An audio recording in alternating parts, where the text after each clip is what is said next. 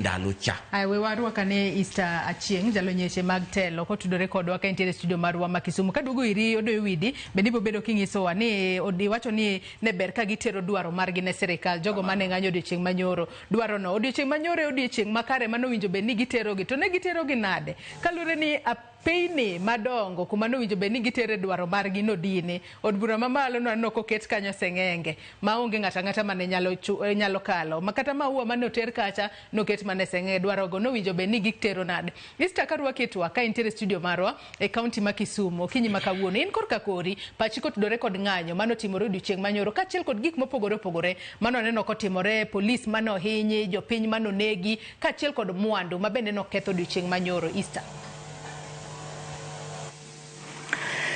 Erokamano.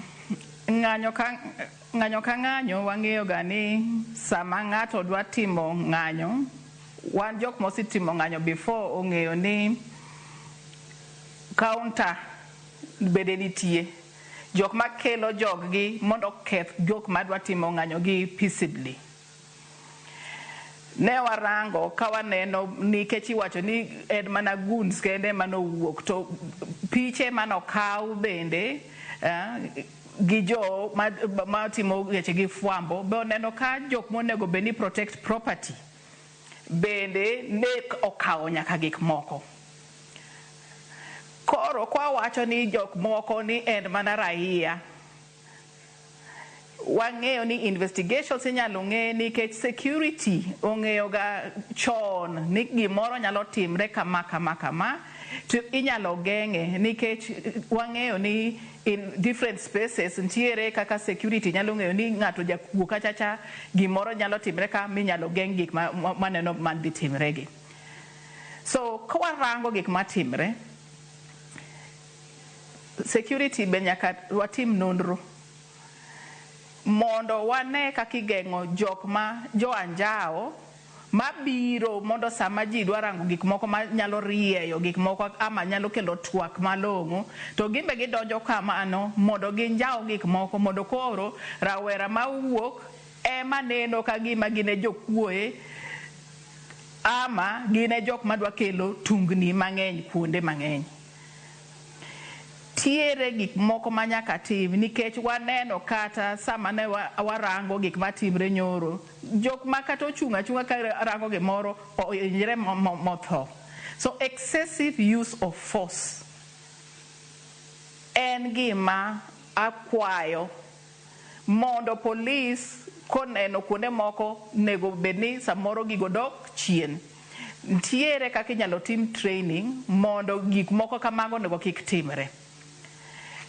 To bende jopiny bende ne waneno jok moko mane okel kanyo ma jo anjao nikech jok moko ok nokwelo jok moko no dhi kuonde ma gidhiye to gitima gik ma gitimo to ji owuok ka gidok ka kiswacho ni ma era par ma watimo wawacho ni ma era ratiro mar dhano to giwuok gidok to ineno ka jok moko biro gi arungu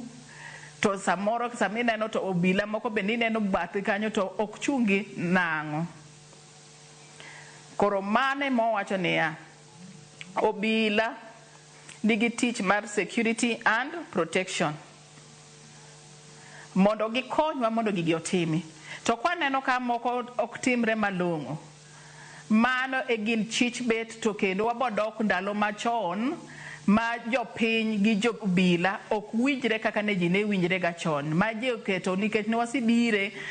makoro wanyalo bet kata gi obila mwawach ni mae kae marach kai kwa marach to ji bet together marach rang kaka twak nyalo bet mage gik mwadwaro bet go to moko mwaneno ka koro ji tho kaka nyoro ji notho ne waneno ka igoyo ji sami goyo ji ba ji obedo injured kamano iyudo ka koro ji bende pachgi koro lokre ma gimbe ka giyudo ng'ama giparo ni koro mae ok en ng'atwa to gimbe gibogoyo kaka miyo manogo kamachacha ne rach kabisa ma police manogocha to mano ng'iso niya sama gigi timre jogo gin elements mag criminal monego gol nikech ng'anyo kodhiyo nikech nyaka igo ng'ato mihiny korki wuok gi gimoro. So retaliation bende wawacho niya sama gigi timre ga nego bede wang'eyo ni jok madwa ketho goons mantiere kuonde temo ng'eni owuok kuonde mage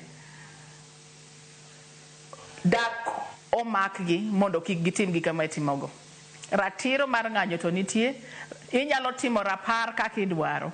Ok ochuno ni kata Kisumo kae higa mokalo notim rapar mar gik manotimre chakre 1960 social center kae. Koro gik manotimre mane ihinyo ji, rapar notim social center ka ma ji nowuok nyaka jodongo ko wacho ni gigo kik nyaka timre kendo. Freedom Corner bende Kisumo kae nosi wach ni dwa losi mondo ji opar gik mosetimre historically nyaka nene. So gik moko timo gik moko mopogore opogore, so the right to picket ok nyal ng'isi ni nyaka itim mana picketing kaka kama, inyalo time kaka gik moko mopogore opogore kaka senator